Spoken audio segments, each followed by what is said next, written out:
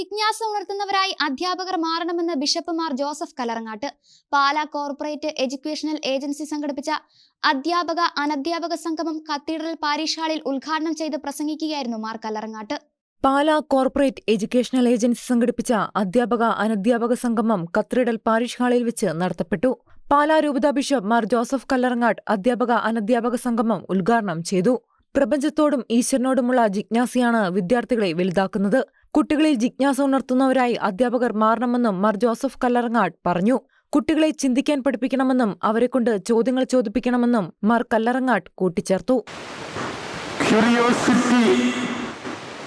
കുട്ടികളിൽ ജനിപ്പിക്കാൻ പലപ്പോഴും നമുക്ക് സാധിക്കുന്നില്ല.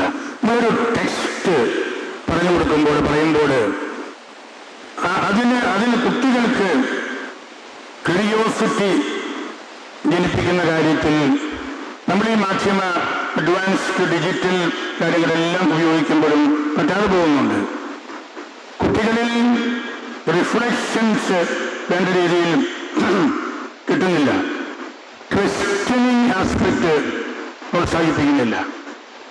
കുട്ടികളെ ചിന്തിക്കാൻ പഠിപ്പിക്കുക, അവരെ കൊണ്ട് ചെറിയ ചോദ്യങ്ങൾ ചോദിപ്പിക്കുക, അവരിലൊരു ക്യൂരിയോസിറ്റി.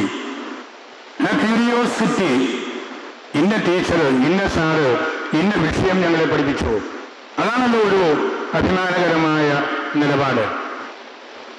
വികാരി general monsignor doctor Joseph Kaniyodickal അധ്യക്ഷത വഹിച്ചു. Income tax commissioner V Roy Jose IRS മുഖ്യപ്രഭാഷണം നടത്തി. Corporate secretary father George Pullukalayil, reverend doctor Joseph Kakkalil, academic council director father George Parambithadathil, teachers guild director father George Varikukalaparambil, president Joby Kulathara, Marangattupally Saint Thomas high school പ്രധാനാധ്യാപക Linda S Puthiyaparambil എന്നിവർ പ്രസംഗിച്ചു. Shikkina news, Kottayam.